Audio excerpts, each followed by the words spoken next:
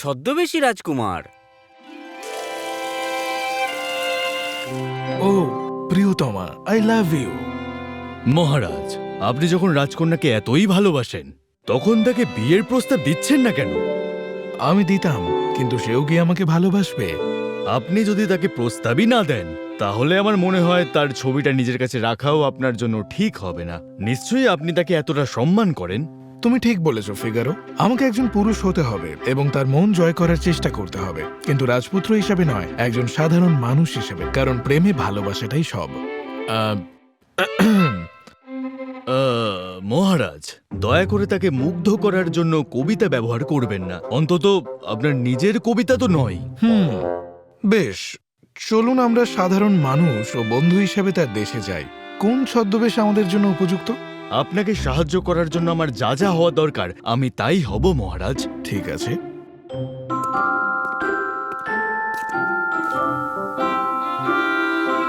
এরপরে রাজকুমার আর ফিগারো রাজকুমারী রোজালিনের রাজ্যে পৌঁছালো। কিন্তু যখন তারা শহরে প্রবেশ করলো, ফিগারো, আমার প্রিয়তম শহরটা এত বিষণ্ণ কেন? কিছু একটা গোলমাল আছে।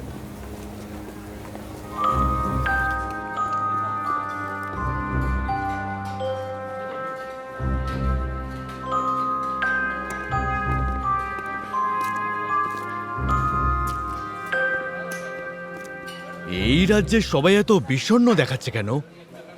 আমরা এখন অপরিচিতদের সাথে কথা বলি না। ওকে বলো না, ওরা গুপ্তচর হতে পারে।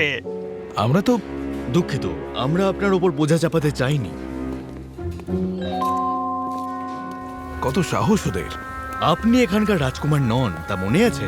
আমার তথ্য সংগ্রহের সময় হয়েছে। ভবিষ্যৎ, ভবিষ্যৎ, আপনি কি আপনার ভবিষ্যৎ জানতে চান? আপনার সামনে যা যা আছে তার রহস্য উন্মোচন করতে দুটি মুদ্রা। তোমার পরিবারের ভবিষ্যৎ, তোমার দেশের ভবিষ্যৎ। ভবিষ্যৎ, ভবিষ্যৎ, তুমি কি তোমার ভবিষ্যৎ জানতে চাও? এই, আপনি আমাদের দেশের ভবিষ্যৎ বলতে পারেন? যা কিছু ঘটেছে তাতে আপনি যদি জানতে চান। আমাদের রাজকুমারী কি নিরাপদ? রাজকুমারের নিরাপদ বলতে আপনি কি বোঝাতে চাইছেন? আপনি তো বললেন ভবিষ্যৎ জানেন আপনি, তাহলে আপনার কি বর্তমান জানা উচিত নয়? ভবিষ্যৎ সম্পর্কে সুনির্দিষ্টভাবে জানতে চাইলে আপনার প্রশ্নটি সুনির্দিষ্ট হতে হবে। তাহলে বলুন, রাজকুমারের নিরাপদ বলতে আপনি কি বোঝাতে চাইছেন? রাজা বিল্টিমোর ছদ্মবেশে তার সৈন্যদের নিয়ে আমাদের বার্ষিক উৎসবে এসে রাজকুমারীকে অপহরণ করে নিয়ে গেছেন। তিনি কি নিরাপদ? সবাই আমাকে এই প্রশ্নটা করে আসছে আর আমি সব সময় একই উত্তর দেখতে পাই। আমি দেখতে পাই যে খুব শীঘ্রই এক ঝলমলে বর্ম পরা বীর এসে রাজকন্যাকে উদ্ধার করবে। এটা একটা প্রতিশ্রুতি। মহারাজ, মহারাজ, বাল্টিমোরের রাজা রাজকন্যাকে অপহরণ করে নিয়ে চলে গেছেন। তাহলে আমরা তার বিরুদ্ধে যুদ্ধে নামবো। বাল্টিমোর রাজ্যটি এক বিপজ্জনক পাহাড়ের ওপর অবস্থিত। বাল্টিমোরের সৈন্যদের হাতে নিহত না হয়ে কোনো সেনাবাহিনী সেখানে আহরণ করতে পারে না। আমাদের অন্য কোনো পরিকল্পনা করতে হবে। আমরা এখনই বাল্টিমোরের উদ্দেশ্যে রওনা হব। না, প্রথমে আমাদের নতুন পোশাক জোগাড় করতে হবে।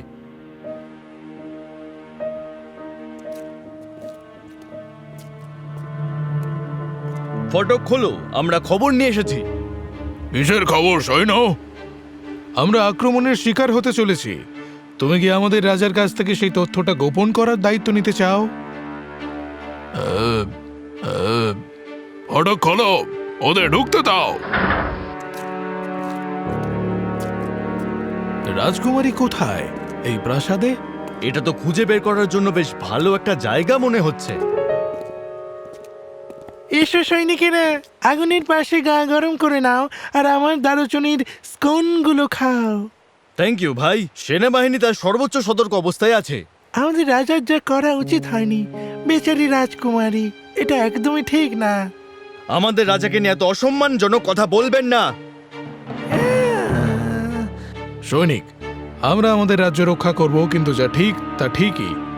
আমি খুশি যে আপনি সেভাবে ভাবেন ভাই। সেনাবাহিনীতেও বিদ্রোহের গুঞ্জন শোনা যাচ্ছে। কেউ জোরে সেটা বলছে না, কিন্তু এটা তো ভয়ানক। আশা করি তার আগেই যদি কেউ বেচারি রাজকুমারীকে উদ্ধার করত। কিন্তু পশ্চিমের ওই উঁচু মিনারে কে ঢুকতে পারে? আপনি কি করে জানেন যে রাজকুমারী কোথায় আছে? আমি সেনাপতিকে বলতে শুনেছি যে আর তার সাথে আপনার কোথায় দেখা হলো? তিনিও আমার স্কোন খুব পছন্দ করেন, আপনাকে জানিয়ে রাখি। ফিগারো, আমাকে মনে করিও।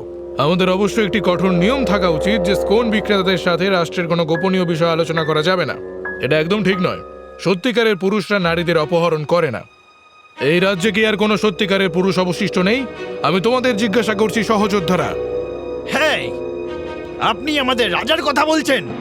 না, আমি সম্মান ও হৃদয়বান মানুষের সাথে কথা বলছি। আমরা আমাদের দেশকে রক্ষা করব, কিন্তু আমরা কি অন্তত এটুকু মানতে পারি না যে এটা অন্যায়? তার জন্য কি যথেষ্ট সাহস আমাদের নেই? আমি একমত, এটা ঠিক নয়। হ্যাঁ, আমি একজন মহিলার অপহরণকে সমর্থন করতে চাই না। না, চুপ! এটা তো বিদ্রোহের মতো শোনাচ্ছে। আমরা বিদ্রোহ করছি না, আমরা আমাদের সম্মান ভাগ করে নিচ্ছি। আমি ভয় পাচ্ছি এই গুরুতর অপরাধের কারণে বাল্টিমোর ধ্বংস হয়ে যাবে, মহাধ্বংস। এখন বিদ্রোহের ফিসফিসানি এই নির্বোধ অসম্মানিত রাজার কাছে না পৌঁছানো পর্যন্ত ছড়াবে। বাল্টিমোরের রাজা বাল্টিমোর।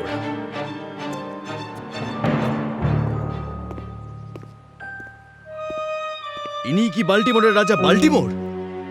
তোমাকে কেন দুবার বাল্টিমোর বলতে হবে? এটা শুধু এই হাস্যকর লোকটাকে আরো হাস্যকর করে তোলে। এটা ভালো লেগেছে আমার, কিন্তু তাকে দেখে মোটেও খুশি মনে হচ্ছে না। এর মানে হলো রাজকুমারী তাকে কঠিন সময় দিচ্ছে।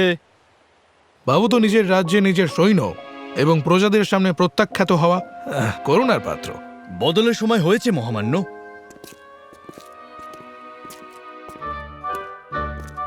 বলো, মহারাজকে বলুন গিয়ে যে আমরা এমন জাদু জানি যা নারীর মন জয় করতে পারে।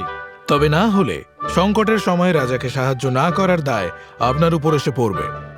ঠিক আছে, চলো।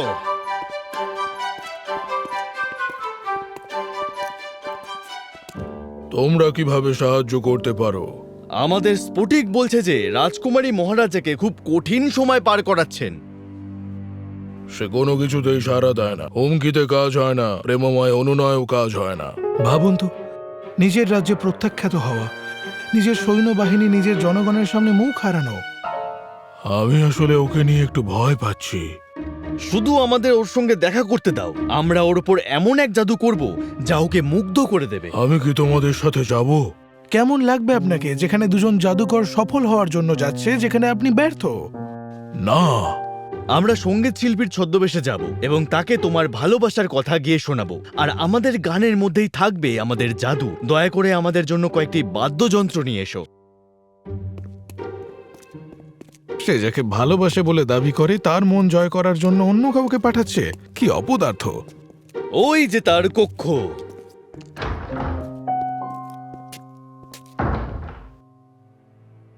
তুমি গিয়ে তোমার রাজাকে বলো, আমি তোমাকে আর তোমার রাজা দুজনকেই কাউকেই চাই না, বেরিয়ে যাও। আমরা চাই তুমি মুক্তি পাও তোমার ক্রোধ, তোমার ঘৃণার এই কারাগার থেকে। চোখ খোলো আর তুমি দেখো, বাল্টিমোরের রাজা মহান। মহারানী, আমরা আপনাকে উদ্ধার করতে এসেছি। আমি রাজকুমার অ্যান্ডন এবং ইনি ফিগারো। গাও গাও, বাইরে সৈন্য আছে। চোখ খোলো আর তুমি দেখতে পাবে বাল্টিমোরের রাজা মহান। তাহলে আমরা পালাবো কি করে? সেটা আমি আপনাকে পরে বোঝাবো।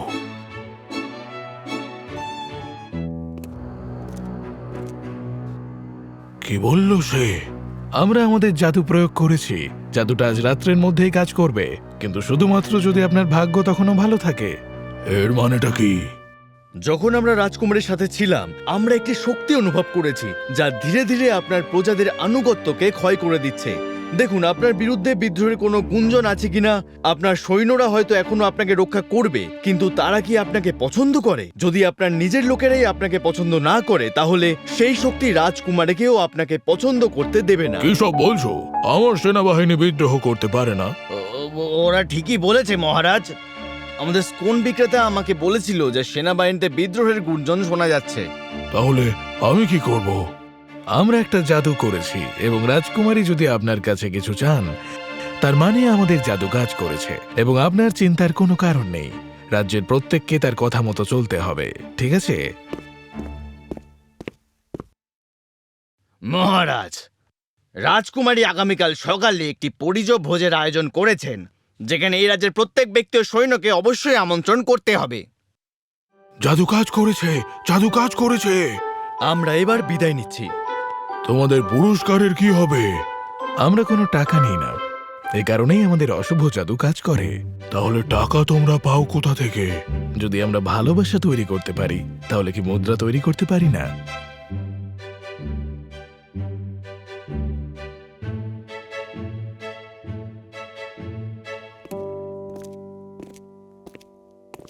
মহারাজ, আপনার তাকে প্রমাণ করা উচিত ছিল। এই বোকাটাকে প্রণাম মোটেই সম্মানজনক নয়। খাবারটা কি তৈরি? সবকিছুই প্রায় তৈরি হয়ে গেছে।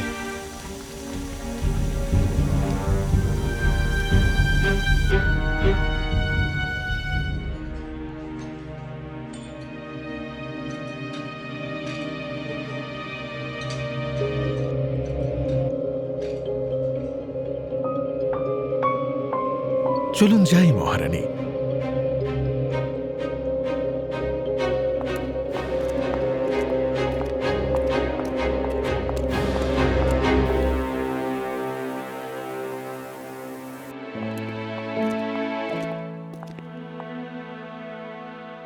আমার সন্তান।